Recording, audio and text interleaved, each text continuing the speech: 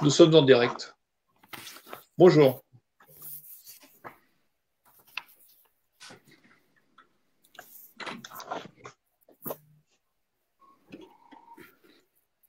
L'émission va bientôt commencer. Stéphane, tu es prêt? Nous sommes le 22 mars 2024. Depuis 2 jours, c'est le printemps. J'espère qu'il fait beau partout en France. Aujourd'hui, nous recevons Morgane Vassaudet qui va nous parler de harcèlement scolaire. Bienvenue dans Famille, bonjour et bienvenue dans Famille Justice Enfance sur LRP 102.3 avec un nouveau direct depuis Périgueux. Famille Justice Enfance, l'émission sur la famille, la justice et la protection de l'enfance. Donc dans ce nouveau direct aujourd'hui consacré encore une fois à nos problématiques et la spécialisation que nous avons dans notre environnement, nous recevons aujourd'hui Morgane Vincendé. Alors Morgane Vincendé, études de psychologie, coach en entreprise, gros parcours en professionnel, en RH et aussi implication bénévole en accompagnement de l'enfance. Morgane fait partie des candidates de la liste aux européennes Défendre les enfants. Morgane, es-tu avec nous? Oui, bonsoir Stéphane, bonsoir Luc, bonsoir tout le Bon, monde. bonsoir Morgane, merci beaucoup d'être venu nous voir comme ceci sur RLP. Alors déjà, je t'ai présenté un tout petit peu, mais est-ce que tu pourrais, déjà pour qu'on sache d'où tu parles, dis-nous qui tu es, qu'est-ce qui t'a amené à faire tout ceci et à être Morgane Vincendé aujourd'hui en fait comment devient-on Morgane? Alors, comme tu l'as dit, je suis consultante en psychologie, coaching RH, management. Je dirais que la partie psychologique, donc, je l'intègre dans mes interventions, que ce soit en RH, en management et en coaching. Sur la psychologie, il y a différents courants. C'est ce qui va faire qu'on va entendre différentes positions en psychologie, que ce soit psychanalytique, humaniste ou autre. Pour ma part, j'ai plutôt une approche, je dirais, plutôt cognitive, qui va dans le sens du fonctionnement des entreprises, humaniste et comportementale. Je suis également bénévole dans une association qui s'appelle Donner la main, don de soi, donc, dont le président est Jean-Marc Roffa. Cette association intervient pour les sans-abri, et puis également sur l'insertion sociale, donc l'insertion professionnelle. Et j'en profite pour passer du moins un message.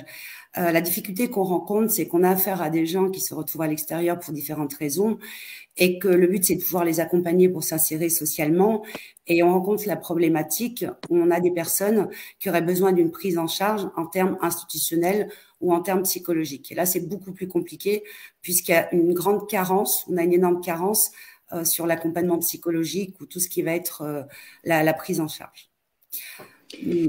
Alors, si je m'abuse, au niveau études, tu es passé par un master 2 de psychologie. J'ai fait, alors au niveau études, j'ai fait des études en psychologie.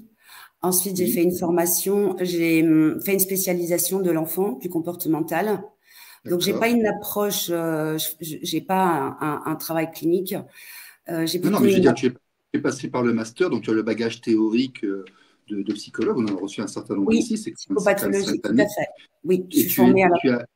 tu as choisi la psychopathologie, c'est ça, en fait?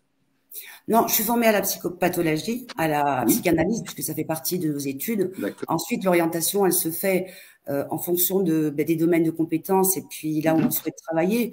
Et pour ma part, cette psychologie, je l'intègre dans différents domaines, qui sont plus des domaines, je dirais, sur des approches professionnelles ou des approches individuelles dans D'accord. l'accompagnement en entreprise. Donc, je donne un exemple. Par exemple, en entreprise RH, lorsque j'interviens, il peut m'arriver d'intervenir pour faire un audit. Ça peut être un audit social, un audit RH.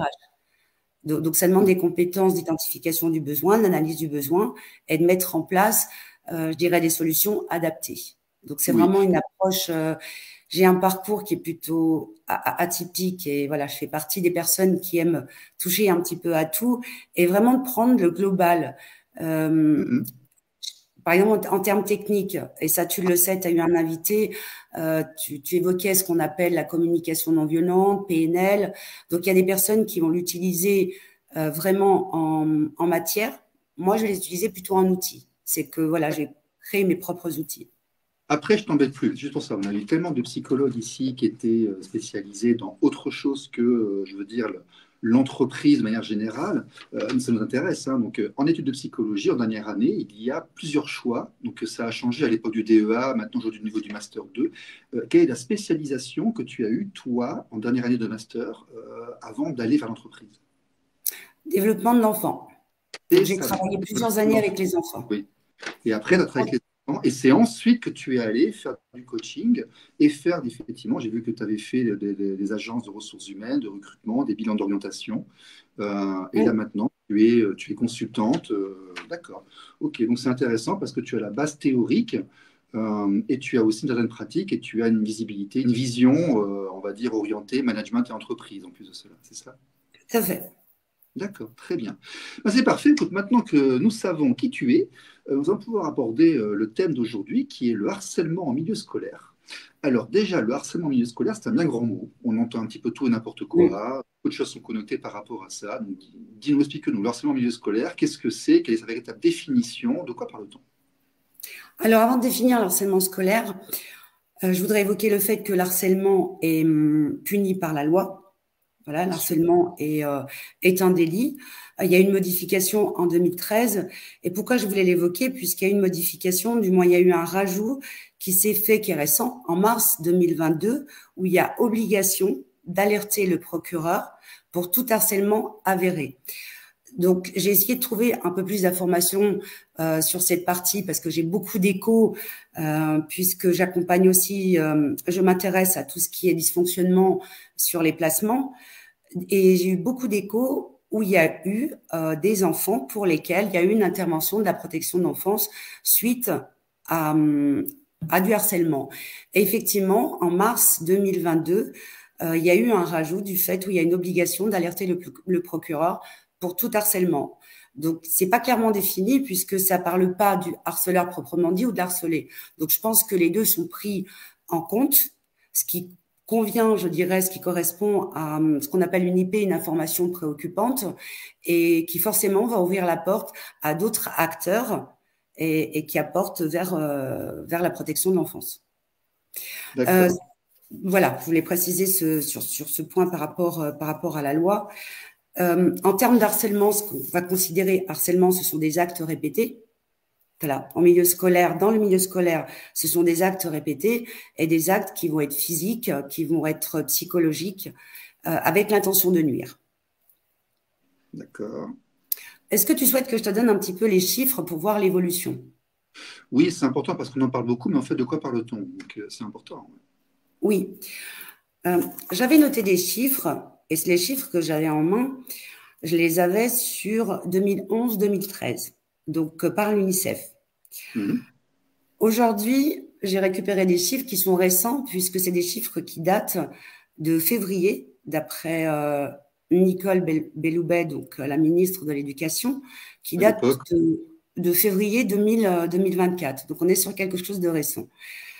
Entre les chiffres que j'ai de 2011 à 2013, on a exactement les mêmes pourcentages. Alors, on a des pourcentages sur des classes de primaire, mais on commence sur des CE2, on était à 5%, on n'a pas évolué dans le bon sens puisqu'on n'est pas descendu.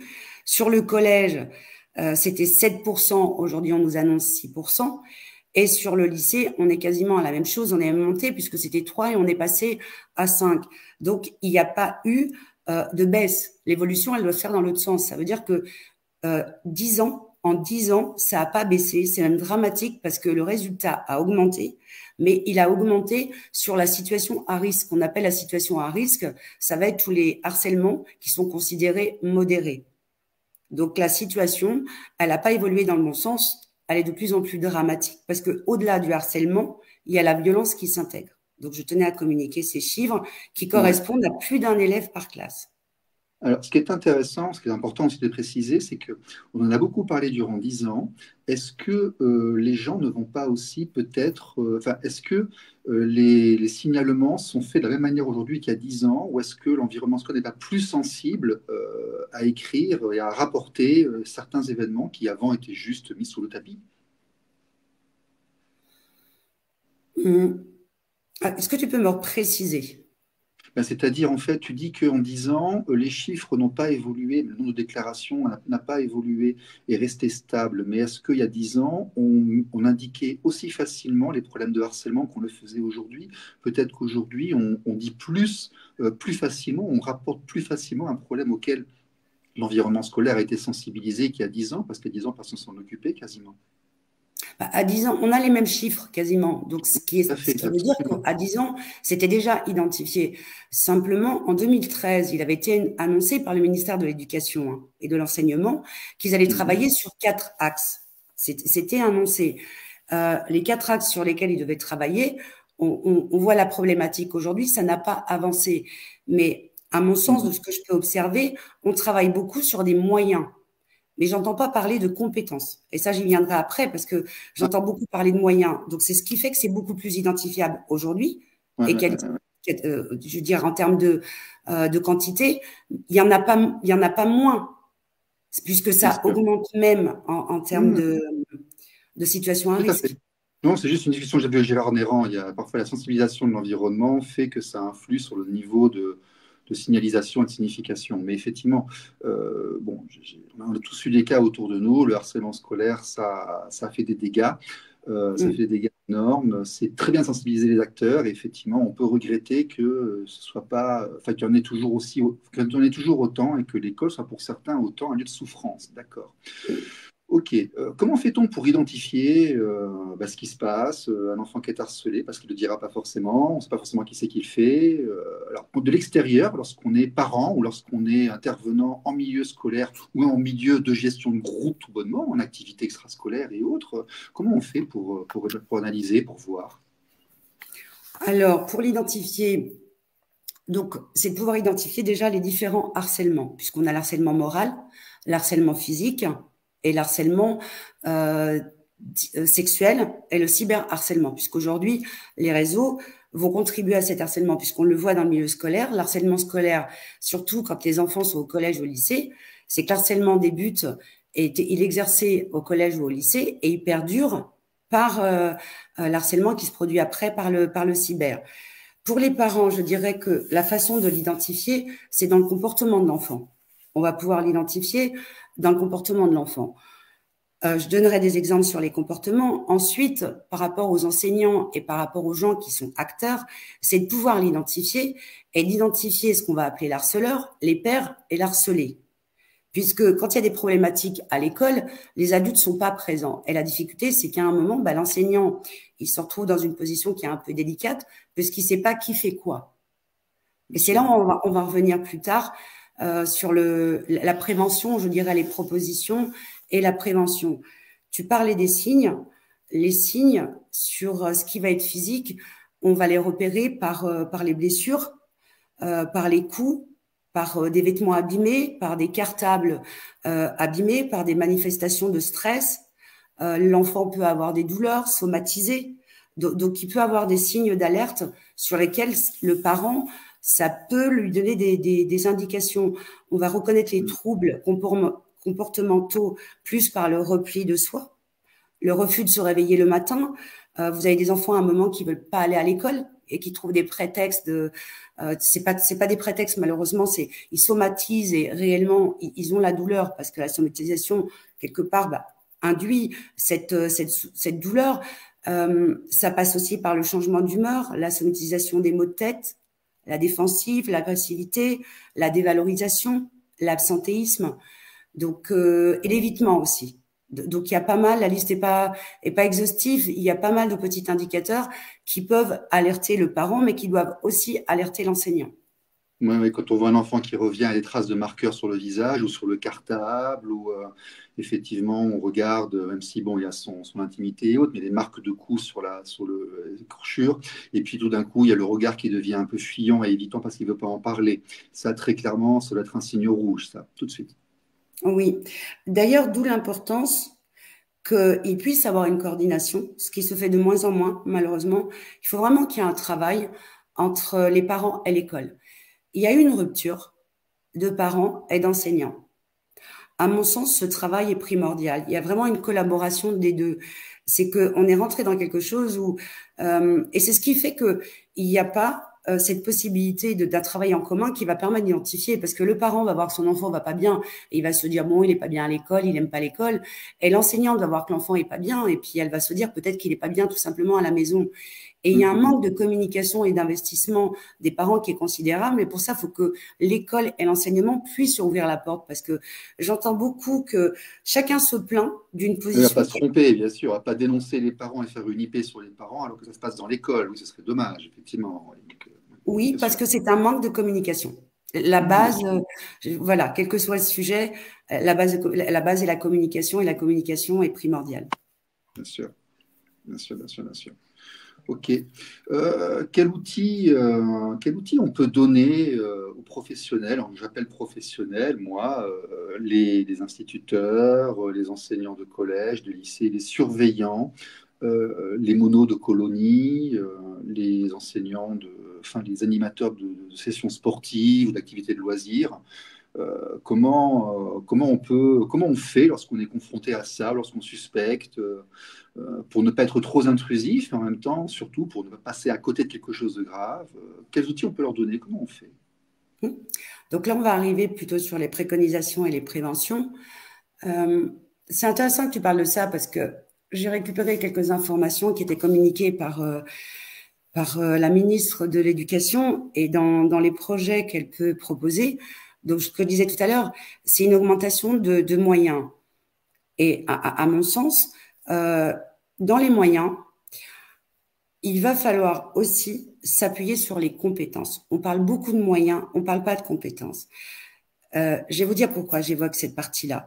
Puisque j'ai pu voir que, donc, il y a eu des moyens qui ont été donnés, et apparemment, il y a une expérimentation qui se porte depuis la rentrée 2024 pour expérimenter des cours d'empathie. Alors moi, quand j'entends ça, je dirais que ça me frise les cheveux, ils sont déjà bouclés. Mais comme si l'empathie pouvait s'injecter. Non, il n'y a pas de vaccin. Il n'y a pas de vaccin par rapport à l'empathie. Et c'est là où on va venir sur la base qui est essentielle, et que ça demande vraiment de travailler sur des compétences et de former, que ce soit des animateurs, des éducateurs, des enseignants. L'enfant naît avec l'empathie. L'empathie, elle s'achète pas. L'enfant naît avec l'empathie. Simplement, l'enfant arrive dans un monde où aujourd'hui, on a un monde qui est très violent. Les parents sont confrontés face à des situations qui sont quand même aussi violentes. Et souvent, j'entends un discours qui est porté aux enfants en leur disant, mais tu sais, la vie, elle est pas facile, la vie te fera pas de cadeaux, c'est pas évident. Donc, on prépare un enfant à devoir confronter de la violence, mais sans outils. C'est que avant de se préparer et de faire quoi que ce soit, il faut être outillé. Vous partez pas à la guerre si vous n'êtes pas armé. Donc, dans la vie, c'est exactement ça. Donc, effectivement, ça met les parents dans une position où ils vont évoquer avec les enfants en disant, voilà, il va falloir être armé, mais pour être armé, il faut les outils. Donc, à mon sens, l'empathie est très importante, et elle est importante non pas de faire des cours d'empathie, puisque l'empathie est la base de l'humanité. L'enfant naît avec. C'est vraiment d'intégrer en termes, je dirais, scolaires, que ce soit pédagogique, des activités, qui fait que l'enfant va conserver cette empathie, on la nourrit. L'empathie, c'est quoi? L'empathie, c'est simplement, tout bonnement, la capacité de se mettre à la place de l'autre. Et c'est ce qui va faire toute la différence. Un enfant qui est en capacité de se mettre à la place de l'autre sera pas violent. On le vit, voilà, quotidiennement chez les adultes. Et ce qu'on va voir dans le fait d'identifier les acteurs, vous allez avoir l'harcelé, l'harceleur et les pairs. Lorsque vous avez des personnes qui sont sensibilisées, parce qu'ils n'ont pas de profil type, mais il n'empêche que celui qui sera harcelé, il sera harcelé pour différentes raisons. Parce qu'il est dans le... P-A-I-R, ne nous trompons pas, effectivement, ça veut dire les autres Tout à fait, personnes. c'est semblable. Merci pour la précision. Non, mais... Donc, sans avoir de profil type, on va le voir que les enfants qui vont être harcelés, ce seront ou des enfants différents des autres, ou des enfants porteurs d'handicap, ou des enfants d'origine différente. L'enfant qui, lui, a ce profil type, entre guillemets, je dis bien entre guillemets, d'harceleur, ce sera un enfant qui est beaucoup plus enclin à la manipulation, à la domination, mais ils ont des similitudes. L'un et l'autre seront dans la dévalorisation. Simplement, il y en a un qui va le vivre en se mettant en retrait, et l'autre va vivre la dévalorisation en dévalorisant l'autre. Ensuite, vous avez la position des pères qui est très importante, et c'est là où intervient la prévention et le travail à faire en amont, parce que quand vous sensibilisez des enfants, vous avez deux possibilités. c'est que ce qu'on appelle les pairs qui sont les semblables et qui seront d'autres enfants, c'est qu'ils auront deux positions. C'est où vous avez des enfants qui vont être spectateurs, et quand ils vont être spectateurs, ça va leur faire plaisir, ils vont rire, et là, vous ne faites qu'alimenter celui qui harcèle. Où les enfants sont en capacité, mais pour ça, ça veut dire que les enfants doivent être outillés, de pouvoir interagir et de pouvoir faire quelque chose. Et automatiquement, ça change la donne. Et là, vous calmez la position de l'harceleur. Donc, il y a vraiment des choses à faire qui sont plutôt pédagogiques et qui s'intègrent très tôt. Tout à l'heure, je parlais des chiffres. Quand je communique les chiffres, je suis en incapacité de pouvoir donner des chiffres sur la maternelle, sur le CP, sur le CE1. Ça commence qu'au CM1. Ça pose une problématique puisque le travail doit être fait à la source. Je veux dire, on peut pas laisser des situations comme ça et ensuite dire on fait des cours d'empathie. Il y a quelque chose qui va pas. On n'apprend pas aux gens d'être dans la capacité de se mettre à la place de l'autre puisque on vient au monde avec ça. C'est de nourrir, de conserver. Alors là, effectivement, je vais faire une petite parenthèse multiculturelle. Les habitués de la radio savent que j'ai vécu sur d'autres continents, que j'ai observé la façon de faire asiatique et qu'effectivement, je te rejoins sur ce point. La gestion des premières années de la toute petite enfance est vraiment améliorable en France. Je me souviens lorsque ma fille était au BIC à Bangkok, au British Early Years Center, c'était une école anglophone, anglo-thaï, où elle a commencé, elle avait 2 ans, je crois, elle ne marchait pas encore. Il y avait très clairement une gestion. Enfin, il y a peut-être moins de harcèlement tel qu'on le vit chez les grands parce que les enfants à cet âge-là sont très encadrés et les enseignants sont très très proches des enfants, ils sont dans la petite enfance. Mais je sais que par exemple, là-bas ça correspond à ce qu'on a nous, la petite section et avant, un geste d'agression, donc une volonté, une velléité, est sanctionnée. Elle n'est pas sanctionnée, je veux dire, punitivement, mais elle est relevée. Attention, on ne fait pas ça. D'abord que ce soit sur toi, que les enfants peuvent être parfois, ils ont des réflexes. Tu dis l'enfant naît avec une empathie, mais il faut quand même la révéler. Ils peuvent être violents entre eux lorsqu'ils sont petits. Mais un enfant à 4 ou 5 ans, par exemple, non, il a un énervement. Mais non, regarde, tu fais ça, il va se passer ça sur autrui, et il comprend très vite. C'est là que tu as raison. C'est que naturellement, tout de suite, il comprend très très vite. Et si tu mets ça dès la petite enfance, il va grandir avec, et on se rend compte d'ailleurs que dans ces civilisations-là, qui sont très différentes de nous, qui sommes des judéo-chrétiens, des occidentaux latins, ils vont porter beaucoup plus d'attention à l'espace de l'autre. Et ils vont faire beaucoup plus attention à ne pas rendre l'autre inconfortable. C'est civilisationnel, c'est vraiment culturel. Et après, on arrive en France, et dans la cour de récréation des écoles primaires, tu as des batailles de cailloux. Très vite, en maternelle, en moyenne section, en grande section. Voilà. Et là, effectivement, si tu te rends compte que oui, la partie apprentissage de qu'est-ce que l'autre, qu'est-ce que ressent l'autre quand je suis ma pulsion primaire, en fait, à l'intérieur, n'est pas du tout la même. Et donc, effectivement, il y a un intérêt à s'occuper de l'enfant en très bas âge. Ce n'est pas uniquement pour le développement cognitif, si on repart sur le Montessori et ce genre de choses, c'est aussi pour le vivre entre soi. Tout à fait. Mais tu le dis très bien et on le voit parce que on va le voir au niveau du monde culturel et ça va être notre particularité. C'est que dans ce qui va être mis en place, on est beaucoup dans la répression. Lorsque tu parles des exemples que tu as pu citer, on a affaire à des cultures qui sont plus dans le préventif, puisqu'on va le voir. On prend l'Asie est dans une culture, ils vont chez le médecin pour conserver leur santé. Nous, on va chez le médecin quand on est malade. Donc c'est là où il faut. Et quoi qu'il se passe, on explique. C'est vrai, quoi qu'il se passe, on explique. Même lorsque quelqu'un a fait une bêtise et que la police va venir pour le sanctionner parce qu'il a fait quelque chose, il aura droit à sa petite leçon de morale. Mais il aura droit à cette petite leçon explicative. Pourquoi? C'est pas que pour t'embêter. Non, tu as abîmé un poteau électrique parce que tu es rentré dedans en voiture. Et ben, tu vas le payer, le poteau électrique, parce que, et on t'explique ça. Et il y a toujours cette notion d'expliquer. C'est pas la sanction arbitraire. Il y a toujours une explication derrière. Parce qu'il y a une base. Et qu'on le veuille ou pas, à un moment, il va falloir revenir à l'humain, puisque notre base est humaine. À moins que demain, on prouve que je suis une extraterrestre, qu'il y a des fois, je me dis peut-être que je suis une extraterrestre. On doit respecter cette base humaine. Et quand je dis qu'on doit la respecter, c'est que ce qu'on met en place, c'est avec cette base humaine. C'est pour ça que dans certaines cultures, ça fonctionne très bien. Et que dans certains pays, il y a des choses où il y aura moins de violence, parce qu'on est quand même placé quatrième. Donc voilà, on est quand même des mauvais élèves. Ce classement quatrième, vas-y, approfondis un peu, qu'est-ce que c'est? C'est le classement qui a été donné par rapport aux différents pays d'Europe sur l'harcèlement. D'accord. On a Donc, un classement qui a été effectué en Europe par rapport au nombre de harcèlements par pays et nous sommes quatrième. Ah, oui, d'accord. donc on est des mauvais élèves.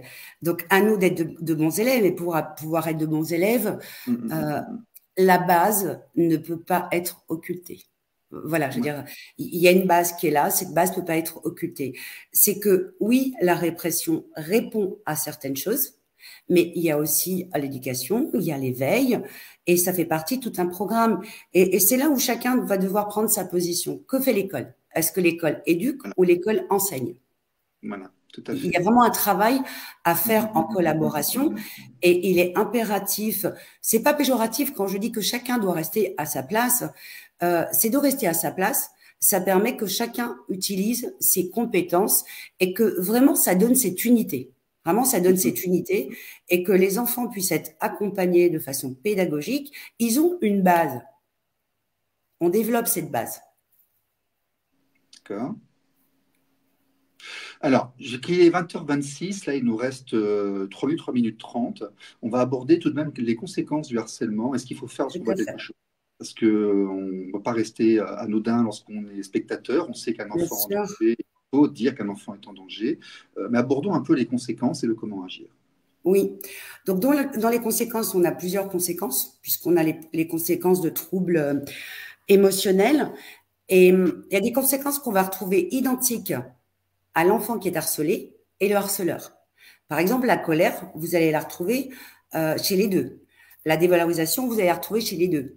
Donc, vous avez des similitudes en termes de conséquences, aussi bien chez l'enfant qui va harceler que l'enfant qui est harceleur. Donc, on a des choses en commun. Pour les enfants qui sont victimes, les conséquences sont quand même dramatiques puisqu'elles passent par la honte, la culpabilité. L'impuissance, par contre, elle est vécue par les deux. L'autodévalorisation est vécue aussi par les deux. Vous avez l'anxiété, les phobies. Ensuite, il y a les troubles qu'on appelle psychosomatiques. Et là, ça donne aussi des indicateurs aux parents. Ça peut donner des indicateurs. Vous avez les troubles digestifs, ce qu'on appelle aussi l'ostéo-articulation, qui sont des douleurs lombaires, des enfants qui vont se plaindre de douleurs au niveau des membres, l'asthénie. Donc, il y a aussi la parasthésie, c'est des sensations de fourmillement.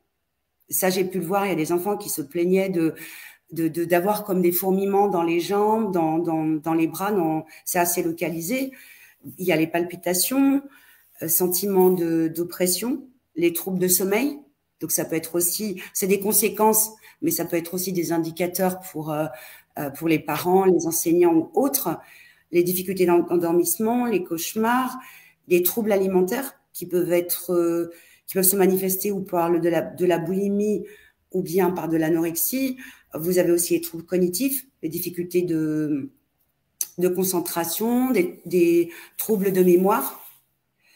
Et puis, ce qui va se passer aussi pour les enfants un peu plus âgés, il va y avoir un abus de substances actives. Et on le voit beaucoup sur les collégiens, les lycéens, et là, on le repère aussi bien chez les jeunes qui ont été victimes, et puis ceux qui ont agressé, où vous avez une consommation excessive, que ce soit de drogue, de tabac, de médicaments, d'anxiolytiques, des choses comme ça. Enfin, une compensation dans l'artificiel, ouais, d'accord. Mm. Ok, très bien. Bah, écoute, pour conclure, on prendra les questions qui sont en ligne parce que le live continue après sur Facebook, hein, sur D'accord. YouTube. On dit d'ailleurs aux auditeurs de nous rejoindre, hein, le groupe Mm. Facebook Défendre les enfants. Vous le trouverez, c'est la liste européenne. Le live est en cours. L'émission de radio s'arrête très bientôt, mais on continue ensuite sur Internet et nous prenons les questions des utilisateurs ensuite sur Internet. Bon. Okay. Morgane, merci d'être venue. Merci à vous. Bon, et puis effectivement, on dit à tout le monde, à tout de suite sur Internet, je rends le direct et je reviens vers vous. Oui.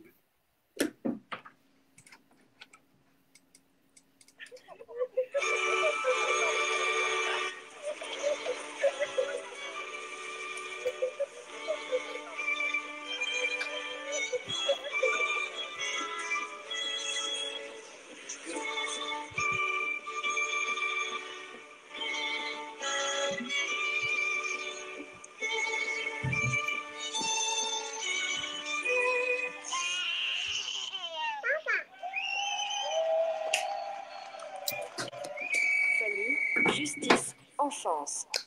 Ouh, ça y est. Ça y est, ça y est, c'est bon, c'est dans la boîte. Le direct est passé et il a été enregistré. Parfait. Nous pouvons donc maintenant passer avec les questions du public. Tout va bien? Oui, tout va bien. Donc, Bon. ouais, on a perdu la caméra de Morgane. Je vais la Bon. remettre. Je croyais que. Très bien. Ouais, je croyais que tu étais parti. Bon. J'allais prendre Non, non, la parole. Mais on a une question là, donc. Oui.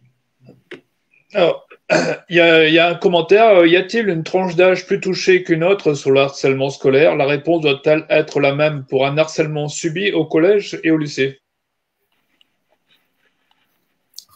Alors, attendez. Vas-y, Morgane.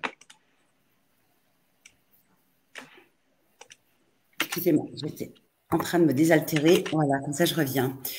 Alors, dans les chiffres ce que j'ai donné tout à l'heure, ce que j'expliquais, oui, on a une augmentation, on a plus de chiffres sur les collégiens que les primaires. Simplement, on n'a pas la visibilité des chiffres du CP, CE1 et maternelle. Donc, ça correspond à des tranches d'âge, je dirais, de 3 à 7 ans. Or, de 3 à 7 ans, il y a du harcèlement. Simplement, il va se traduire de façon complètement différente. Et c'est là où il commence, c'est la base, puisque ça commence par des petites moqueries. Et c'est là où ça doit vraiment être pris au sérieux. Puisqu'au départ, je pense que ça peut même faire rire. Voilà, ce qui est regrettable, c'est que ça peut faire rire parfois des adultes ou même à l'école. Et il faut pas en rire parce qu'au départ, ça commence par des petites moqueries, ça commence par des petites bousculades, d'où l'importance vraiment de prendre au sérieux et de mettre des choses en place dès le plus jeune âge. Et ça se fait très, très bien de manière pédagogique. Donc, ça ne demande pas plus de moyens puisque je vais juste préciser une chose que j'ai pas précisé tout à l'heure quand on parlait de prévention, puisque lorsque j'ai eu l'occasion de faire des conférences sur le harcèlement dans des écoles, j'ai dit aux écoles que ce qui serait intéressant, c'est de se rapprocher des mairies. La plupart des mairies, vous avez des policiers municipaux. Ça rentre dans leur champ d'action. C'est là où je dis de solliciter des gens par rapport à leurs compétences, parce que vous prenez que ce soit la police nationale, la gendarmerie et la police municipale. Ils interviennent, puisque quand il y a des cas d'harcèlement, ils interviennent dans ces cas-là. Et je pense qu'ils ont toute leur légitimité et leur place de pouvoir travailler sur de la prévention parce qu'ils ont les compétences. Donc, c'est plutôt à eux qu'il faut donner plus de moyens. Et quelque part, ça permettrait aussi de valoriser, je dirais, voilà, l'ordre ou les policiers sur ce champ. Et je crois qu'il y avait une autre question, Luc. Oui, comment détecter ce qui relève du harcèlement et de l'aliénation ou préciosité? Alors là, on peut pas comparer, on parle pas d'aliénation sur des enfants. Voilà, parce que là, on est plus sur le sujet de l'harcèlement scolaire. Et on le repère par rapport à toutes les indications que j'ai données tout à l'heure. Donc, ça peut être sur le côté matériel, on va le voir dans l'attitude de l'enfant, sur ses vêtements, son cartable, la négligence des affaires, sur les troubles, ça peut être des troubles comportementaux, des troubles alimentaires qui sont repérables, des changements d'humeur, l'enfant qui commence à somatiser. Donc, il y a des pistes qui vont faire que, je dis pas qu'automatiquement, suite à ces somatisations, il y a l'harcèlement, mais l'harcèlement à différents degrés, et c'est de pouvoir intervenir de façon à ce qu'il n'arrive pas à un degré important, puisque dans l'harcèlement, vous allez avoir l'harcèlement modéré et l'harcèlement sévère. Plus tôt on intervient, et plus tôt ça permet de gérer la situation.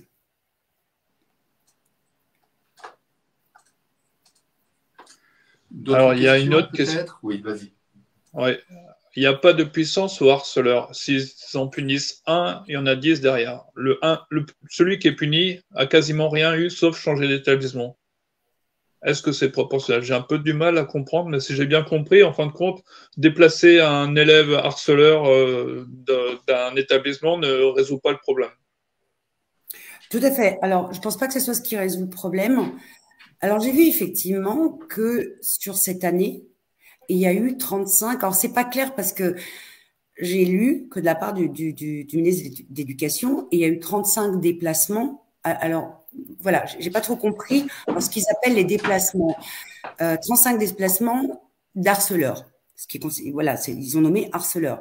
Alors, est-ce que c'est le fait de changer d'école ou est-ce que ces enfants ou ces adolescents ont été pris en charge, voilà, de façon, je dirais, ou pénitentiaire, ou par foyer, ou autre, effectivement, de changer l'enfant harceleur d'école ne fait que rapporter le problème ailleurs. Alors, je ne dis pas qu'il ne faut pas le changer d'école, c'est qu'il faut être dans la prévention, de façon vraiment à faire un travail, puisque l'enfant qui harcèle à un endroit, il le fera dans un autre endroit.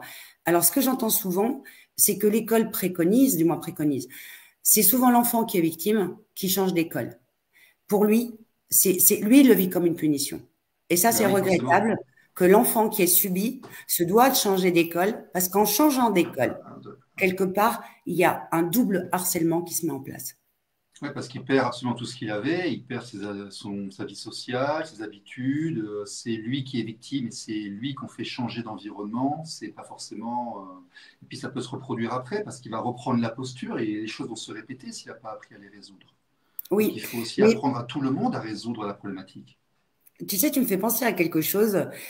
J'ai un de mes amis, sa fille se fait harceler à l'école et le papa de l'enfant qui a harcelé lui a dit « Je préfère que mon fils soit harceleur que harcelé ». Alors, je dis d'être vigilant par rapport à ça parce que c'est horrible. C'est comme s'il fallait choisir que les gens se sont obligés de dire qu'ils préfèrent que leur enfant soit violé ou soit violeur. Je pense qu'il faut que ce soit ni l'un ni l'autre. Ni l'un ni l'autre.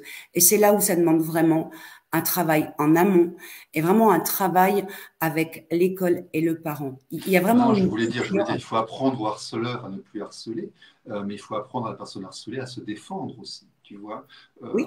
Par exemple, mettre les enfants au judo, je ne dis pas que c'est merveilleux, mais on apprend à tomber, on apprend à se frotter un peu aux autres, on apprend à atteindre résistance. Il faut aussi donner des éléments à nos enfants pour qu'ils apprennent à résister, à être résistants. Je ne dis pas leur apprendre à faire du mal aux autres, hein, mais leur apprendre à se protéger d'un monde qui parfois abîme un peu aussi, regardons-le. Hein. Quand on arrive à 70 ans, 80 ans, la vie abîme, donc il faut aussi acquérir des choses pour réussir à se protéger, bien sûr. Ça fait partie des dispositifs qui doivent être mis dès le début. Parce que ces dispositifs, quand ils sont mis au début, automatiquement, vous calmez cette forme d'agression. Vous la calmez, puisque quand les enfants sont initiés à tout ça et qu'ils sont vigilants par rapport à ça, celui qui harcèle, quand il n'a pas de spectateurs, ça calme le harcèlement. S'il a des spectateurs, il ne fait qu'alimenter ce harcèlement. Ouais, bien sûr. Oui, et là, on en arrive au phénomène de groupe. Il faut absolument éviter l'emballement et les phénomènes de groupe. D'où l'importance de sensibiliser les enfants dès le plus jeune âge. Bien sûr, tout à fait. Voilà. Alors, il y a une personne qui demande comment réagir quand le corps professoral ne prend pas au sérieux un cas de harcèlement. Ah, une bonne question, ça. C'est pas qu'elle ne prend pas au sérieux, c'est qu'on en vient au fait que la difficulté de l'école, c'est comment identifier le harceleur de l'harcelé. Parce que quand deux enfants vont chamailler, effectivement, il y en a un qui est harcelé et l'autre qui va être harceleur. Donc, il y en a un qui est dominé et l'autre qui est dominant. Les adultes ne sont pas face à cette situation, ils ne la voient pas. Et c'est là où celui qui harcèle va prendre la position où il va inverser. Il va dire que l'autre l'a provoqué, donc il va changer la donne. Donc, ça va mettre les adultes en difficulté. Donc, il faut pas chercher... Je sais que ça met en difficulté les parents et qui sont là à devoir prouver et à devoir dénoncer. À un moment, c'est de faire comprendre à l'éducation nationale qu'elle doit prendre ses responsabilités. L'enfant ne doit ni harceler, ni être harceleur. Et c'est dans ce sens où elle a ses responsabilités. Les parents ont leurs responsabilités à la maison et dans l'éducation. Il y a des parents qui le font très bien parce que on le voit. Moi, je croise des enfants qui sont adorables et qui sont pleins d'empathie. Eh ben oui, cet enfant qui est plein d'empathie, qui est dans la capacité de se mettre à la place de l'autre, il ne sera pas. Il va pas être harceleur.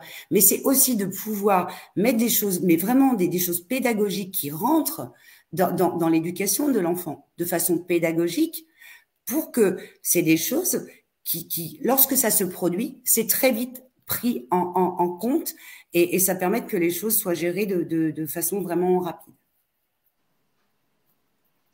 D'accord. Alors, quelle est la meilleure attitude à adopter face au mutisme d'un enfant victime d'harcèlement? Voilà. Comment faire aussi pour que l'enfant s'ouvre et dise en fait ce qui lui arrive? Ne pas hésiter à l'emmener en consultation. Pour l'enfant, c'est compliqué parfois de pouvoir dire les choses à son parent. Voilà. Ça peut être compliqué puisque c'est arrivé ou dans des situations comme ça, bien sûr que le parent va partir du principe, il est responsable de l'enfant, donc il va vouloir agir. Je dirais que le parent ne doit pas agir. Il ne doit pas agir parce que si c'est lui qui agit, il enlève la possibilité à l'enfant justement de pouvoir avoir confiance en lui et de pouvoir gérer la situation. Donc vraiment de consulter, il y a des psychologues, des thérapeutes spécialisés pour les enfants.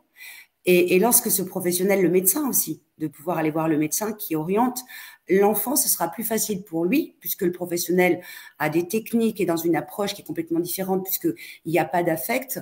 Et l'enfant se confiera. Je me souviens, moi, d'un garçon qui n'avait rien dit à ses parents. Et lors d'une consultation, il m'a dit qu'il vivait du harcèlement. Donc moi, ce que j'ai proposé à l'enfant, je lui ai expliqué que ma position faisait que je ne pouvais pas agir, que je pouvais l'accompagner. Et ce que je lui ai proposé, c'est que, est-ce que c'est moi qui en parle aux parents? Est-ce que c'est lui ou est-ce que c'est nous deux? Donc, je l'ai accompagné pour pouvoir en discuter avec les parents. Donc, c'est vraiment ces pistes qu'il faut valoriser et c'est ces pistes qui sont exploitées. Tu viens de dire quelque chose qui est très très important et qui est fondamental quand on éduque un enfant, c'est que c'est l'enfant qui passe ses épreuves et non pas le parent. Et le parent est là pour aider l'enfant à avancer, à se développer jusqu'au moment où effectivement il partira. Mais la victime de harcèlement, ce n'est pas le parent, c'est l'enfant. Et donc ce n'est pas aux parents de résoudre toutes les problématiques qu'ont l'enfant. Ça, c'est effectivement extrêmement important. Deuxième point, il y a aujourd'hui un dispositif où aller voir une psychologue ou un psychologue, c'est remboursé par la sécurité sociale.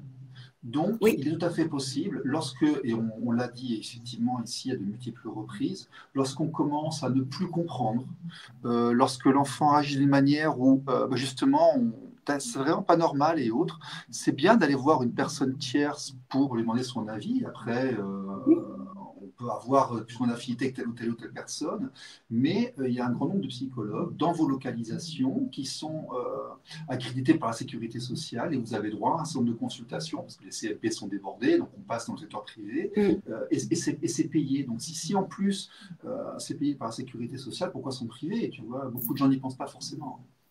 Oui, puis justement, il y a des axes à travailler de la part du ministère de l'Éducation. C'est sur cette partie. Dans les écoles, vous avez quasiment plus de psychologues scolaires. Et quand vous en trouvez une, elle intervient sur plusieurs établissements. Donc, s'il y a des moyens, c'est pour ça que j'insiste bien sur le fait de, vous avez les moyens financiers, mais les moyens financiers. Si dans les moyens financiers, vous n'avez pas de compétences, ça ne sert à rien du tout. Ça veut dire que vous alimentez une tirelire, mais voilà, qu'est-ce que vous faites de cet argent? Et aujourd'hui, c'est ce qui se passe. Il faut allier aux compétences. Les compétences doivent être en lien par rapport à la problématique. Il n'y a quasiment plus de psychologues dans le milieu scolaire. C'est essentiel, c'est important. C'est dramatique. Il faut voir l'état des CLP, de la psychiatrie. Les professionnels aussi de l'enfance vont se plaindre qu'il y a de moins en moins de ressources. Et il y a ce mouvement général, en fait, où l'État va se désengager et déléguer son travail à des prestations externes.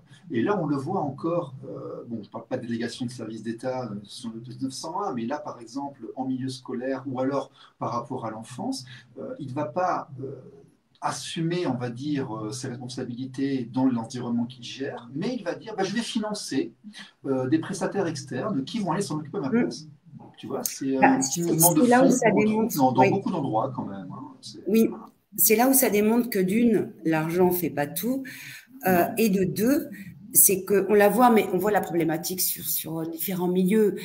Si vous n'interpellez pas, si vous ne travaillez pas avec les gens qui sont concernés, automatiquement, ce qui sera mis en place ne va pas correspondre. C'est ce qui va donner plus qu'une impression, mais je vais rester dans une impression pour essayer d'avoir au mieux une attitude objective et pas subjective. Il est important d'inclure les gens qui sont concernés. Si on se base sur du dossier, on reste sur de la théorie et c'est ce qui va faire que ça ne va pas correspondre. Il faut que ça corresponde à la réalité, au terrain, aux problématiques et il faut rajouter les compétences. À mon sens, on a un gouvernement qui ne travaille pas sur les compétences. Ah mais le sujet de l'enfance, de la famille de manière générale, on en parlait avec Marc Juston et d'autres intervenants, est absent du débat et des campagnes électorales depuis, pétard, 10 à 15 ans, au moins. Au Oui. moins. Parce que vous n'avez pas l'enfant. Il y a des fois, je me dis, est-ce qu'il ne devrait pas avoir un ministère de l'enfance? Vous avez les conventions des droits de l'homme. Est-ce qu'il ne devrait pas avoir un ministère de l'enfance qui regroupe ce qui est lié à l'enfance, puisque c'est la base, c'est sur la base qu'on travaille. C'est la base. Donc, quel est l'avenir pour nos enfants? Quel avenir on va donner à nos enfants? Oui, alors, il y a le pour et le contre, hein, parce que effectivement l'enfant est important, on n'a pas forcément envie de déléguer à tout le monde de s'occuper de nos petits. Non, Je justement sais pour que beaucoup l'inverse. de gens sont dans une logique, ils ont envie de se réapproprier l'éducation et la Tout à construction des fait. enfants, ou de la déléguer à des idéologies ou à des entités externes. C'est peut-être aux parents de s'occuper de nos enfants. Par contre, on va constater que là, lorsqu'on est obligé de déléguer nos enfants, parce que on ne peut pas faire l'instruction à la maison, de moins en moins, tu vois. On va élargir un petit peu le débat. Voilà. On se plaint de harcèlement en milieu scolaire. Mais en même temps, on est de plus en plus obligé de donner notre enfant à l'école et on est de plus en plus en posture de spectateur par rapport à ce que l'enfant fait dans cette école.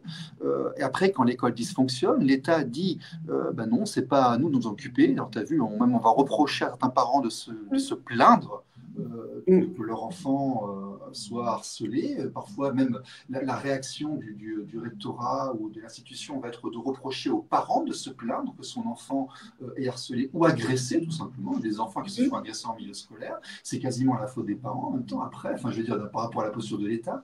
Et la seule réponse qu'on a, ça va être une délégation avec un petit peu de budget à des psychologues externes qui vont être remboursés par la sécurité sociale. Enfin, après, je m'exagère un petit peu, je l'élargis un petit peu, tu vois, mais c'est ce que j'appelle, en fait, c'est une question de posture, là, tu vois, on se oui, demande c'est ce que quelque j'appelle part. l'attribution du mérite.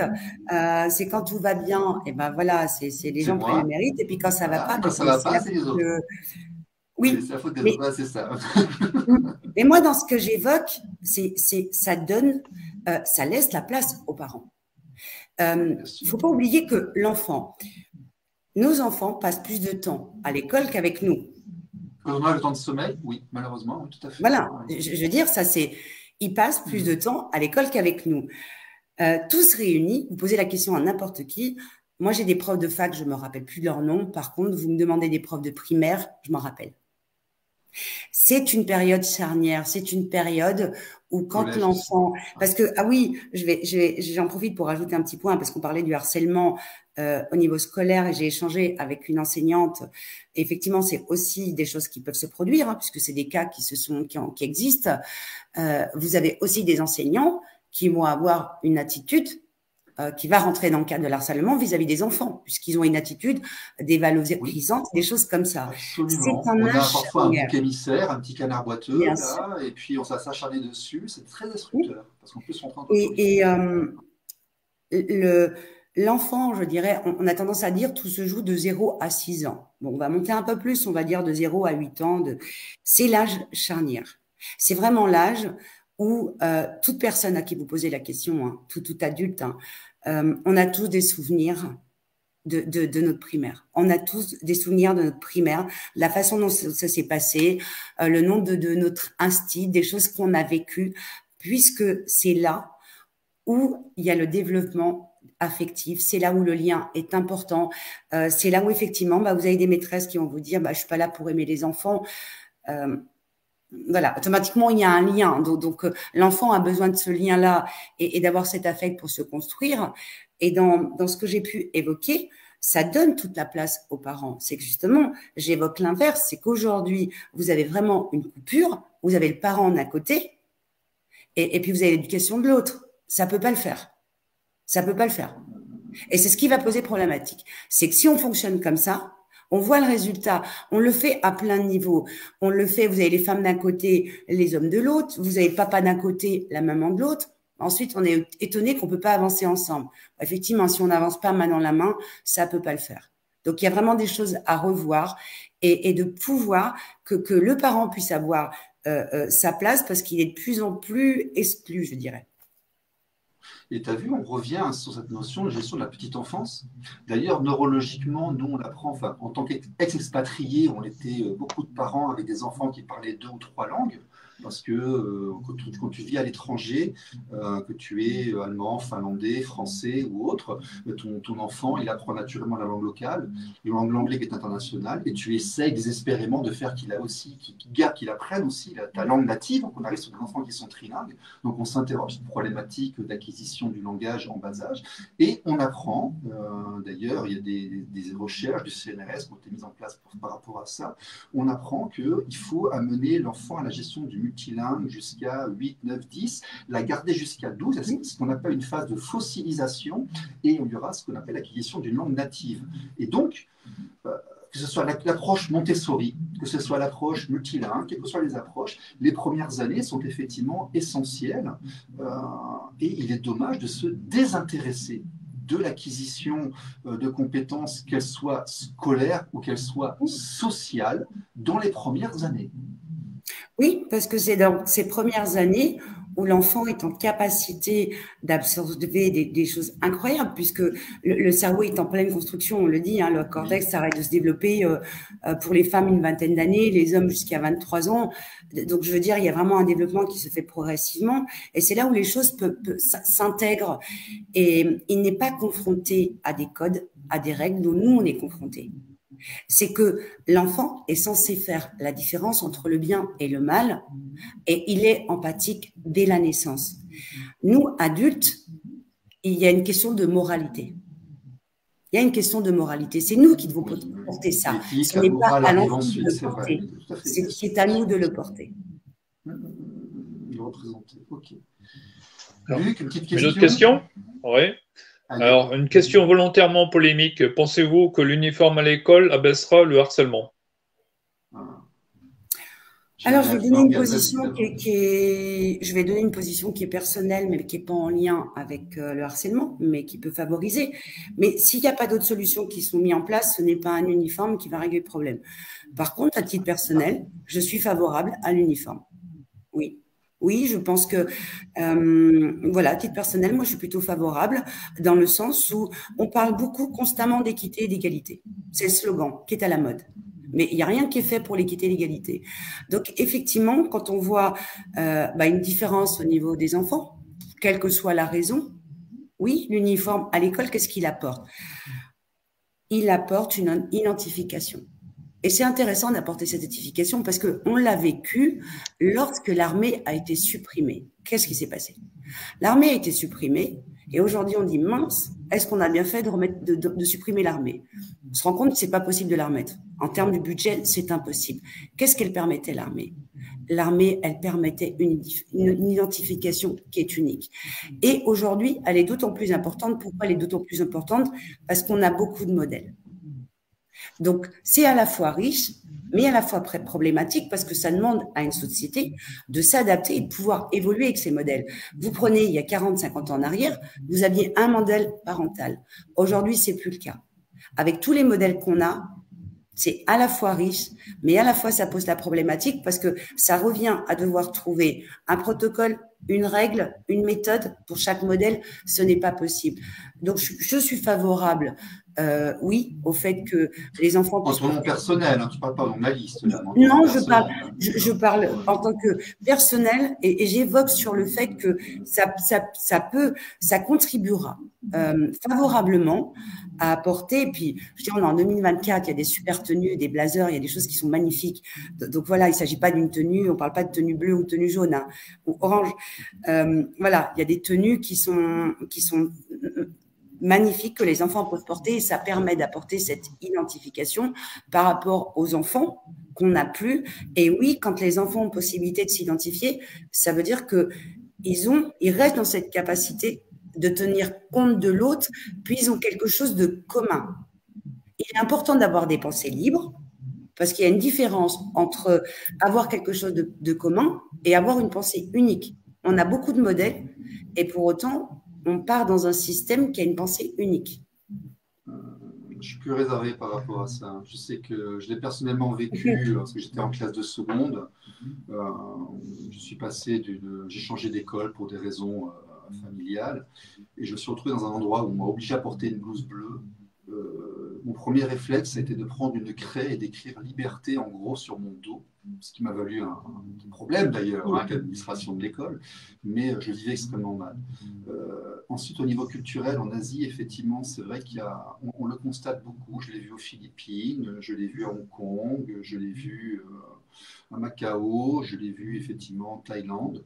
Il y a effectivement des uniformes mis en place dans les écoles, mais ce sont les sociétés qui ont des fonctionnements, je ne vais pas dire communistes, mais on essaie de niveler un peu les choses. Et après, tu as des effets pervers. Tu as des écoles qui se font la guerre les unes par rapport aux autres.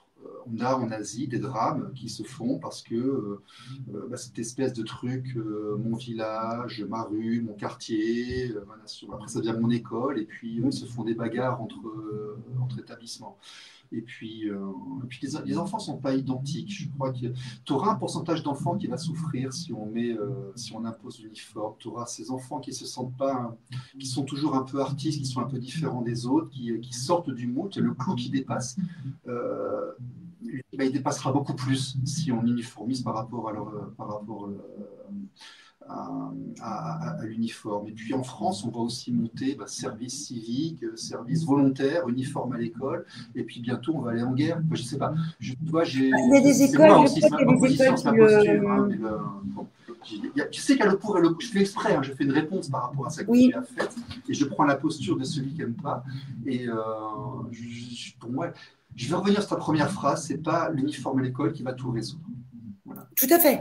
Ensuite, je veux dire, demain, on ne passera pas à l'uniforme au lac Montoratio, on ne passera pas à l'uniforme, mais il doit y avoir cette possibilité que les écoles, et puis ça existe déjà, il y a des écoles qui ont certains codes et qui ont certaines tenues, ne serait-ce qu'en sport. Il y a des écoles, les parents… Non, mais je connais le bon côté, d'éviter de mettre en avant… voilà.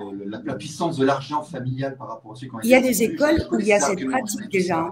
Oui, bien sûr. Il y a des écoles où il y a cette pratique. On ne vient pas en bikini, en décolleté lorsqu'on a 15 ans. Ça, par contre, je suis favorable à ça, par contre, tout à fait. Je suis favorable à ça. Je suis favorable à la protection de l'enfant. Il y a le pour et le contre. Mais je voulais contrebalancer par rapport à ce que tu disais. Bien sûr. Il y a les deux points de vue qui soient exprimés. Alors, on quitte l'uniforme, on revient au harcèlement. Vaut-il mieux se plaindre au rectorat ou à la police, gendarmerie? Ça dépend de la gravité, ça, je ne sais pas. Enfin, Morgane, ce que je disais tout à l'heure, il y a eu un rajout. Alors, est-ce que c'est indiqué en projet de loi, mais en tout cas, il y a un rajout, c'est ce que j'expliquais depuis mars 2022, où il y a déjà une alerte qui est faite auprès du procureur. Voilà, mais cette alerte peut conduire aussi à ce qu'on appelle une IP, donc une information préoccupante. C'est qu'en fonction de la situation et en fonction de l'âge aussi de l'enfant, c'est plutôt aller vers, je dirais, la gendarmerie qui pourra répondre, qui pourra voir avec l'école pour intervenir, qu'en termes rectorat, de toute manière, l'école alerte le procureur. Donc, voilà, au vu de la situation sociétale, je ne pourrais pas me permettre de préconiser aux parents de le faire, puisque l'école le fait, et quand l'école le fait, les circonstances qui m'ennuient, c'est que ce qui en découle n'est pas adapté à la situation et pose plus de problèmes. Je pense que c'est de plus, c'est que ce soit quelque chose qui soit soulevé, qui soit mis en avant, et qu'à un moment, il y a vraiment des actions concrètes qui soient mises en place. Et en termes de moyens, c'est pas ça qui pose problème. C'est simplement de rééquilibrer les budgets. Et puis on a aussi un problème ici, c'est qu'il y a quand même énormément de gens qui disent que aller se plaindre à l'institution, c'est-à-dire au procureur, à la police, aux services sociaux, que son enfant a un problème, aujourd'hui c'est connoté, ça devient un risque. C'est une réalité. C'est une réalité. Il y a eu beaucoup de témoignages. C'est une réalité. Oui, c'est que les gens… J'ai géré des dossiers où on se disait, voilà, ma fille s'est fait agresser à l'école. Et ben, écoute, le processus qui se met en place, c'est que quelques années plus tard, la fille, elle est suivie par les services sociaux, puis elle est placée. C'est plutôt qui l'éduque. Parce que quand l'État commence à intervenir, et ben aujourd'hui, il a une tendance. Tout est fait pour que le principe de précaution ultime fait que la séparation de responsabilités, administratifs qui viennent, on passe d'un service à l'autre, on arrive au juge des enfants, on arrive, et puis c'est un truc qui est dangereux. On n'a vraiment pas envie que son enfant rentre dans ce processus-là. Alors après, l'enfant est harcelé, il se porte mal, qu'est-ce qu'on fait? On demande à l'État, mais quand l'État intervient, c'est l'éléphant à ce magasin de porcelaine. Quand il n'intervient pas, c'est l'enfant qui morfle, de toute façon, il morflera. Donc, il y a de toute façon, il y a déjà une information qui part. Hein. Voilà. Il y a déjà, depuis mars 2022, c'est voilà. déjà quelque chose qui existe, justement, qui pose problématique. Alors ensuite, l'école est générateur d'IP à n'en plus finir, dans une qualité d'ailleurs de données qui est parfois extrêmement contestable. Et le traitement qui est fait après de ces IP fait qu'on a beaucoup d'enfants qui sont pris en charge de manière démesurée. On a une problématique à résoudre sur ça aussi. Hein, oui, ce qui peut aider, puisque là on pose la question, qui peut aider le temps que les acteurs principaux puissent vraiment faire les choses dans l'action, c'est que le parent qui est confronté à harcèlement par rapport à son enfant, il a été révélé que cet enfant n'est pas un cas unique. J'ai un bruit de fond quelque part. J'ai quelqu'un qui a une musique qui revient dans le micro de la conférence. C'est moi, mais elle est trop loin pour que je puisse l'arrêter et elle va s'arrêter toute seule. C'est un téléphone là-bas, d'accord. Elle va s'arrêter. Par exemple, la personne qui pose la question, c'est de voir s'il y a d'autres parents dans la même problématique et avec le même enfant qui agit. Si c'est le cas, ça permet que les parents soient plusieurs pour pouvoir demander un rendez-vous avec l'école. Le parent doit gérer avec l'école, mais le parent, je sais que beaucoup de parents le font, mais c'est pas aider l'enfant, c'est que beaucoup de parents vont directement parler à l'autre parent ou même parfois à l'enfant directement. Donc ça veut dire que… C'est bien ça. Non, parce que… En fin de compte, on essaie de les choses entre nous, on essaie d'éviter que ça prenne de l'ampleur. Il y a une première étape, toute première, où on essaie d'éviter justement il faut une tierce de faire personne. Intervenir les sociaux, de faire intervenir… il faut une tierce personne quand c'est comme ça. Oui, parce que les cas où ça s'est plus tu es l'intervenant et plus ça dégénère partout. Donc, les cas où ça s'est produit, ça n'a pas été très favorable. Donc, c'est plutôt que les parents puissent solliciter d'avoir un entretien avec l'école. Et vraiment d'être dans une approche, par exemple, la personne qui pose la question, si elle n'est pas la seule dans ce cas-là, et c'est arrivé sur d'autres enfants, les 3 parents contactent l'école et demandent d'avoir un rendez-vous. Donc là, ils posent des choses avec l'école et ils demandent à l'école qu'est-ce qu'ils comptent faire, qu'est-ce qu'ils peuvent faire, qu'est-ce qu'ils mettent en place et comment ils règlent la situation. C'est vraiment, c'est pas il se passe ça à l'école et les gens, parce qu'elle est la problématique, c'est qu'il faut vraiment qu'on revienne. L'école enseigne, le parent éduque. Chacun doit retrouver sa place, c'est indéniable. Tout à fait. Et après, l'école, le gardien des lois, le garant des lois et des normes. Et quand on nous confie l'enfant à l'école, la loi, la règle, la protection de l'enfant doit être respectée et elle est faite par l'école. On ne peut pas la faire nous-mêmes, donc il faut bien que ça soit fait en interne aussi. Mais un travail en commun, vraiment un travail bien sûr, bien sûr. Faut pas, comment ça revient à couper l'enfant. L'enfant, il passe plus de temps à l'école que chez lui. Bien sûr. Et il est important qu'il y ait vraiment cet échange et ce travail en commun entre l'éducation nationale et l'école. Alors, je vais me répéter. Je l'appellerai l'instruction nationale. Mais voilà, après, c'est… Je viens dans le droit, en école internationale, l'école travaillait pour moi. Enfin, elle travaille pour le parent, si tu veux. Ça coûte cher, tu payes, mais régulièrement, on te dit ce qu'on a fait et tu as vraiment l'impression qu'ils sont là, en coordination avec toi, pour développer l'enfant, pour l'instruire. Voilà, ils travaillent. Il y a des écoles qui le font. Hein. Quand je suis revenu en France, je voulais plutôt travailler pour l'école, si tu veux, très clairement. Hein. À la limite, l'école regardait puis étudiait si je me comportais correctement. Il y avait un renversement de valeur qui s'est effectué.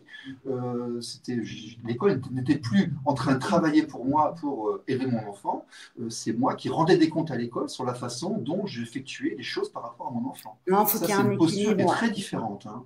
L'école n'est pas là pour être la nourrice des enfants et vice-versa. Il faut vraiment être dans un équilibre et dans l'intérêt de l'enfant. Il y a des écoles qui le font très bien. Hein. Il y a des écoles où il y a vraiment…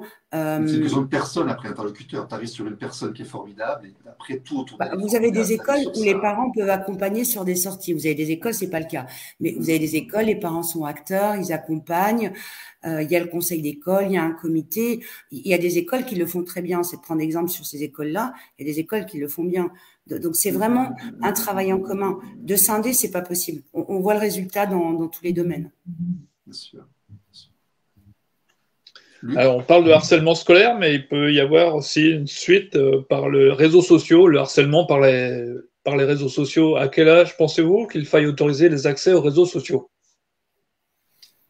Alors, tout à fait, parce que c'est parler… Pardon. Vas-y, après, je dirai après, vas-y. J'en ai parlé tout à l'heure, ce que j'appelle le cyberharcèlement. Et effectivement, il continue, puisqu'il se produit à l'école et il continue à la maison. Parce qu'autant l'enfant pour qui ça va se produire à l'école, c'est déjà dramatique, mais quand il est chez lui, quelque part, ça lui permet de couper. Vous prenez un enfant qui est en primaire, qui est harcelé à l'école, la coupure à la maison va lui permettre de prendre du répit et de respirer. Vous prenez un adolescent qui va vivre le harcèlement à l'école, qui se perdure par les réseaux sociaux, qui a conduit, puisqu'on en a des cas qui ont conduit jusqu'au suicide, parce que le harcèlement s'arrête pas.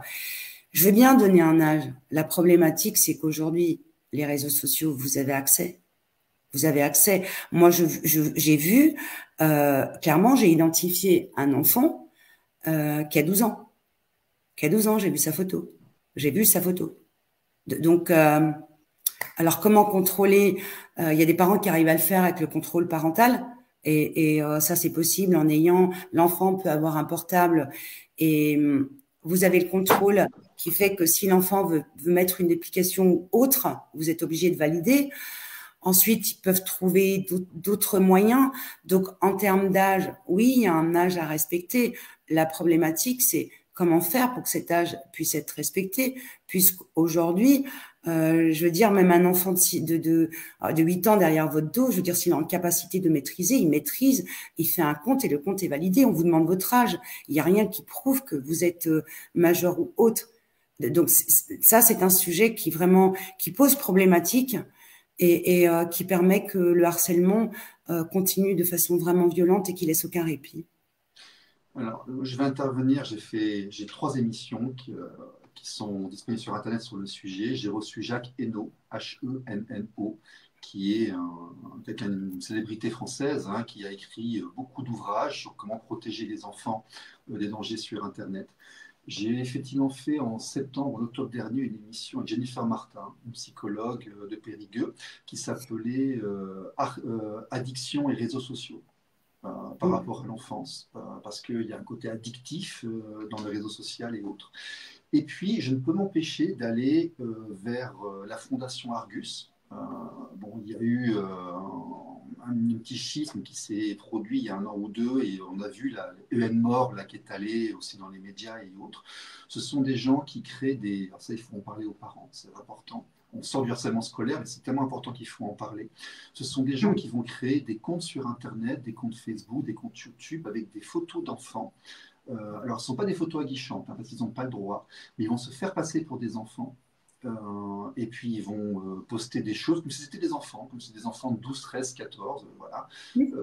Et il faut se rendre compte que ce qui provient des réseaux vers l'enfant est sale et se produit à une vitesse hallucinante.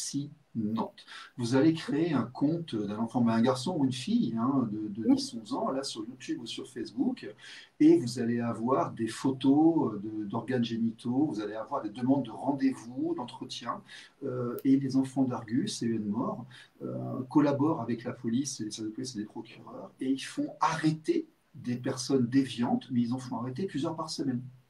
C'est hallucinant, hein. Une personne normale ne conçoit pas. Donc, Internet est un milieu dangereux et les réseaux sociaux se font avec l'enfant. Voilà, on va le faire avec lui. Ça permet d'avoir un temps de parenting, enfin, ça permet un temps d'éducant. On passe du temps avec son enfant, son ordinateur. Donc, on le prépare aussi à aller vers un monde auquel il sera confronté, mais on le fait avec lui, puis on fait attention. On ne lâchez pas ces enfants seuls la nuit dans les rues, parce qu'autrement, ils iront en prison, hein, comme le chantaient les autres. Mais on ne lâche pas non plus ces enfants sur Internet tout seuls, parce qu'ils finiront dans les bas-fonds aussi. Hein, voilà.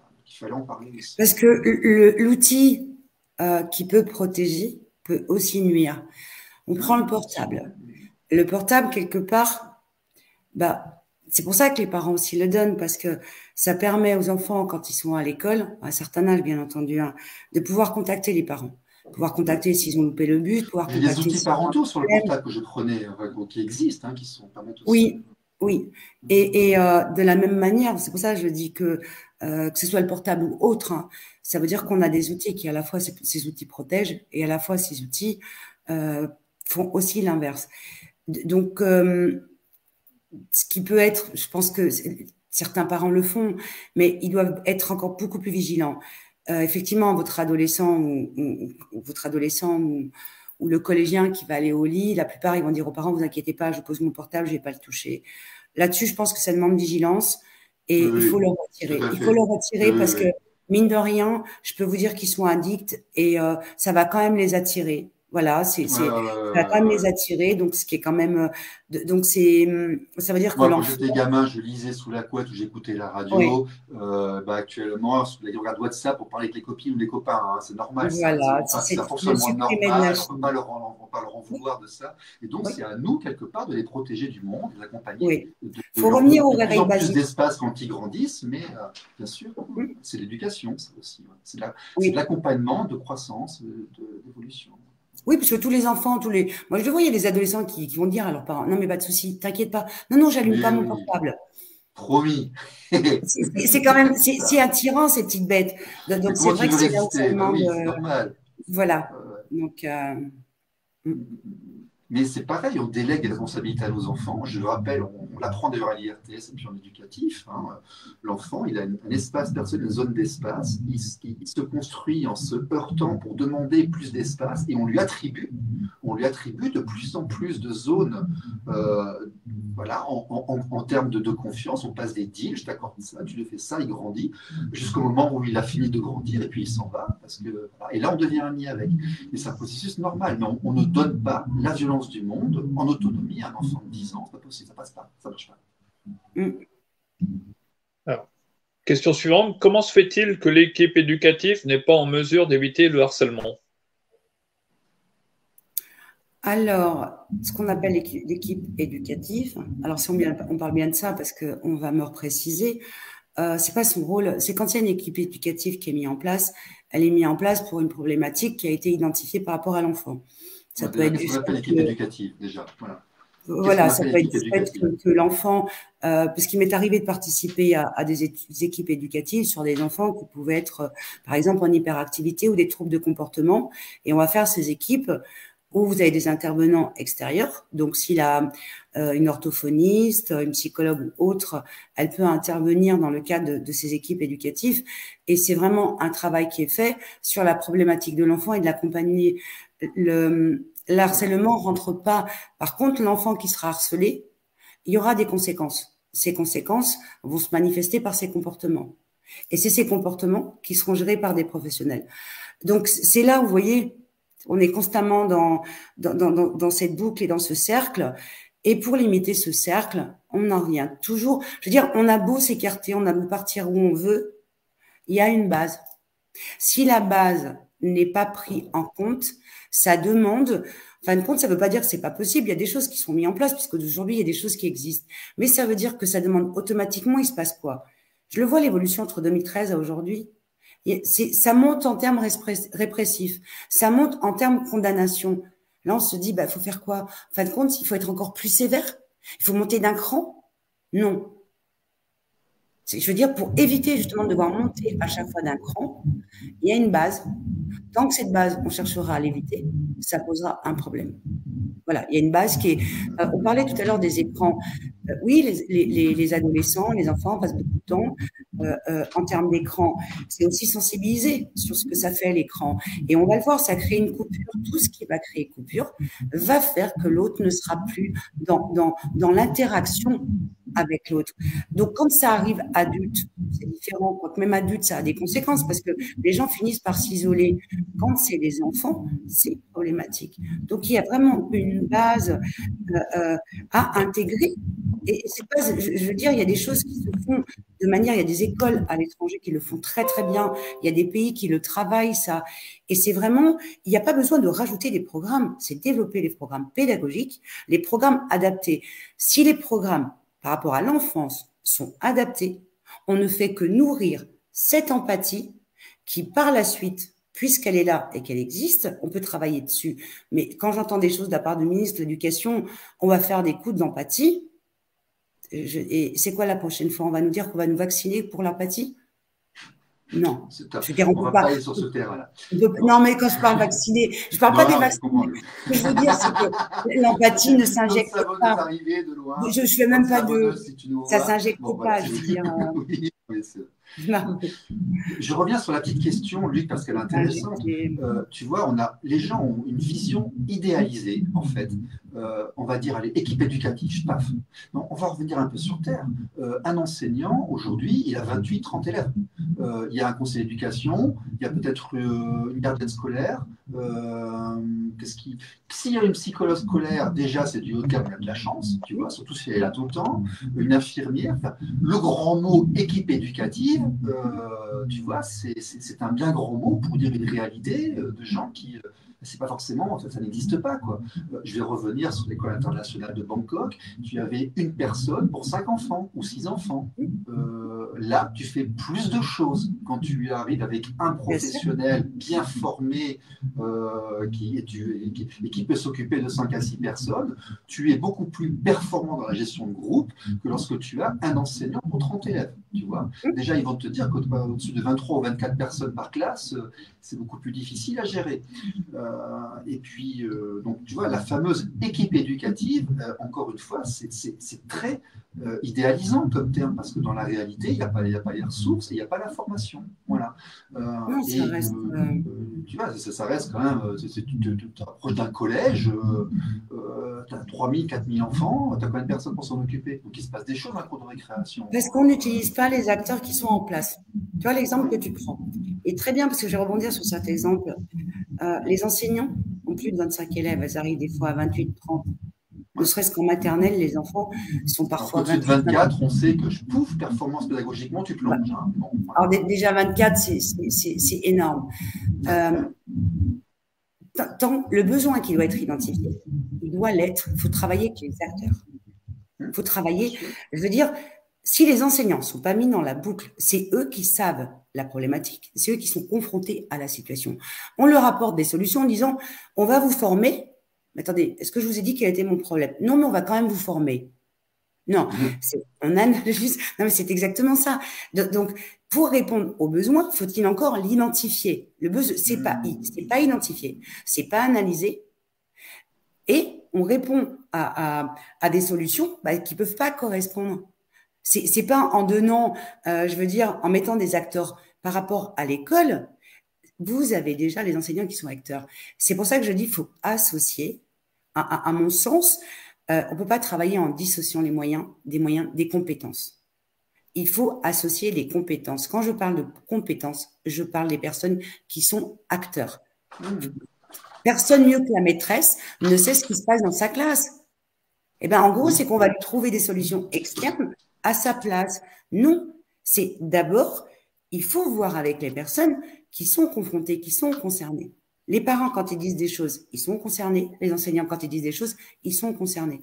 Donc, il y a une évaluation qui doit être faite, mais qui doit être faite en corrélation et c'est sur les compétences. Alors, là, il faut que je dise quelque chose. Il faut que je dise que professeurs et instituteurs, ce sont des métiers formidables. Ce sont des métiers formidables qui, historiquement, en plus, avaient une valeur qu'on a un peu perdue au jour d'aujourd'hui. Quand je dis ça, je n'ai pas envie qu'on vienne au XIXe siècle avec l'instituteur qui était une figure très autoritaire dans le village et autres. Mais non, mais s'occuper de l'enfance en bas âge, c'est quand même extraordinaire. C'est un métier fabuleux et il faut quand même le rappeler. Voilà. Les gens qui font ça, en plus, dans la société d'aujourd'hui qui se dégrade, on va dire, administrativement un peu partout, très souvent, ils ont profession de foi et c'est un métier formidable et il faut rendre hommage, effectivement, aux gens qui font de l'enseignement. Après, par contre, moi je suis pour repartir à des méthodes qui ont fait leurs preuves et qui sont des choses extrêmement simples. Et là, on ne parle pas d'argent, on ne parle pas de formation, on revient aux fondamentaux. Beaucoup de problèmes pourraient être évités si on séparait correctement les toilettes des garçons et des filles. Et par exemple, qu'il y ait toujours un regard posé sur qui rentre et qui sort de ces lieux-là et qui fonctionnent et puis qui ne sont pas mauvais, qui sont nettoyés, tu vois. Bon, déjà, je sais que j'ai lu des dossiers et autres en maternelle, il n'y avait pas de séparation entre les toilettes des garçons et des filles, et puis bizarrement, il y a des agressions qui se faisaient, ou des problèmes. Il y a des choses qui sont un petit peu qui sont un peu basiques comme ça, tu vois. Donc on protège un petit peu ça. Les endroits où on stocke les cartables et les personnels, ce serait bien que les casiers, par exemple, soient en bon état, ils ferment bien. Ça éviterait les vols. Ça serait bien aussi dans les cours de récréation, on évite les recoins qui ne soient pas surveillés. Tu vois, ça, c'est des choses de bon sens qui évitent beaucoup de problèmes. Ça ne coûte pas forcément cher, hein. C'est juste un peu de responsabilisation, c'est juste un petit peu de bon sens. Voilà, on fait rentrer un peu de bon sens au niveau de l'école. Parce que ça demande une identification, je dirais, du terrain, et non pas théorique. Si c'est théorique, la réponse reste théorique et elle ne peut pas correspondre à la réalité. Et c'est ce qui va donner le résultat où automatiquement, la plupart des gens, je les entends dire, on a un système qui est complètement déconnecté à la réalité. C'est la vision idéalisée. On va demander à l'équipe pédagogique de s'en occuper. L'équipe pédagogique, c'est les 3 kékés dans un coin, là, ils font ce qu'ils peuvent. Là, non, il faut impliquer. Il y a une responsabilité dessus, tu vois. C'est l'IP en se disant, les autres vont venir, ils vont résoudre le problème. Les autres, Z-O-T-R-E-S, là, avec un complexe. Non, c'est peut-être juste un peu de bon sens, de faire en sorte que l'espace de l'enfant soit protégé, ses propriétés soient protégées, et puis lorsqu'il va, il va faire ses besoins et autres, et il ne soit pas agressable. Donc, c'est regarder et faire en sorte. Il y a des bases comme ça qui ont toujours existé. Il faut juste. Ça ne coûte pas forcément très cher, mais rien qu'en faisant ça, on résout beaucoup de problèmes. Une autre question. Alors, quelle différence entre chamaillerie, entre élèves et harcèlement? Bonne question. Oui. C'est dommage que la personne, elle ne puisse pas venir monter pour discuter parce que ça veut dire que je vais donner. C'est Fabien Wald, il faut l'inviter. Comment? C'est Fabien, on le fait venir. Rejoins-nous, Fabien. Viens oui. Allez. Oui, parce que je vais donner la définition et il faut d'abord que je puisse savoir la définition de la personne sur ce qu'elle va considérer chamaillerie. Et... Ouais. Alors, pendant que Fabien vient, moi je vais dire, après la psychologue professionnelle nous complétera, hein, mais moi je pense qu'apprendre l'interaction entre élèves et puis petite réconciliation, c'est l'apprentissage de la vie. Par contre, le harcèlement, l'agression répétitive qui blesse, par contre, on transgresse quelque chose, par contre, je pense. Alors, je ne vais pas le dire par rapport aux mots, puisque chacun a sa définition, mais je vais plus le dire par rapport au comportement.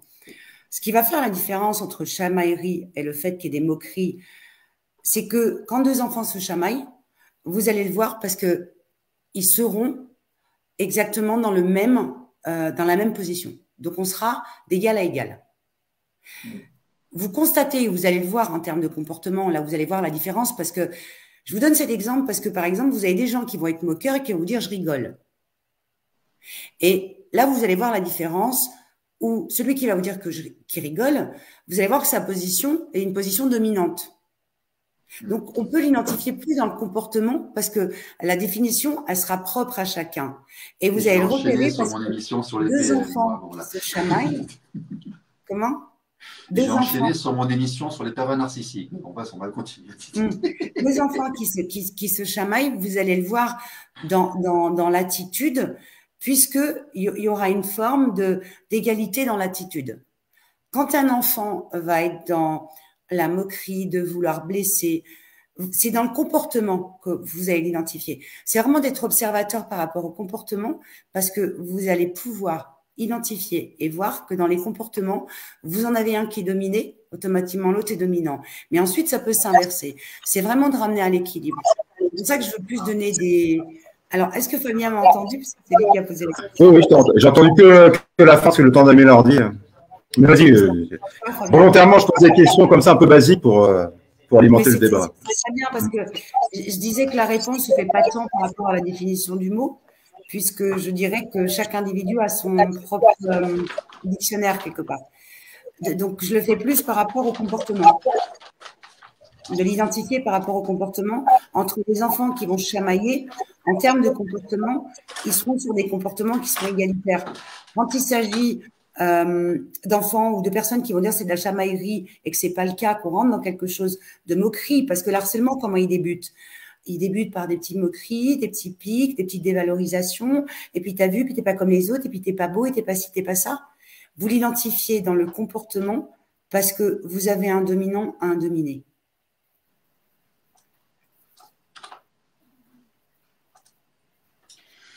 Je vais vous laisser bientôt, je vais rentrer chez moi parce qu'il est 21h30, il faut que je quitte le studio pour repartir. Je vais juste terminer en citant plusieurs invités que j'ai eus ici. L'enfant sait ce que c'est que se fâcher et se réconcilier. Le monde de l'enfant il sait aussi ce que c'est que la violence. Il ne faut pas oublier que les contes pour enfants sont extrêmement violents. On parle d'enfants qui se font manger, qui se font découper en morceaux, tout ça. Donc, il connaît tout ça. Par contre, l'enfant, il va tester les limites et il a besoin, à un moment donné, où, quand quelque chose de mal lui arrive, il pense que c'est un peu de sa faute, il a besoin, en fait, que celui qui a une position d'éducant le protège et fasse respecter la loi et la morale, en fait. Donc, protège son intégrité. C'est extrêmement important pour sa construction aussi parce que plus tard, il fera confiance ou pas au groupe. Mais je veux dire, se fâcher, se chamailler, se réconcilier, on l'est tous, nous, on sait tous ce que c'est aussi de dire des gens à qui on ne veut pas parler. Ben, les enfants aussi, ça se passe. Sauf que nous, ce qu'on vit au niveau échelle de temps, les enfants en bas âge le vivent beaucoup plus vite. Il y a plusieurs ruptures et réconciliations durant une même semaine, alors que nous, c'est durant l'année. Mais il sait ce que c'est. Mais c'est important, par contre, de faire en sorte que lorsque ça va le heurter, ça va le flétrir à l'intérieur, le meurtrir, que les tabous soient gérés, soient garantis par la société. Voilà. Je voulais dire ça. Et je vous souhaite à tous une excellente soirée et je vous dis à la semaine prochaine. Merci. Au revoir. Au revoir, à bientôt.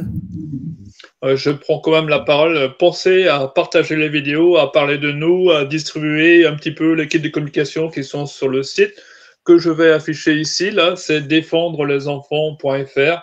Et donc, on est sur Twitter, on est sur Facebook, on est sur LinkedIn, on est sur Instagram.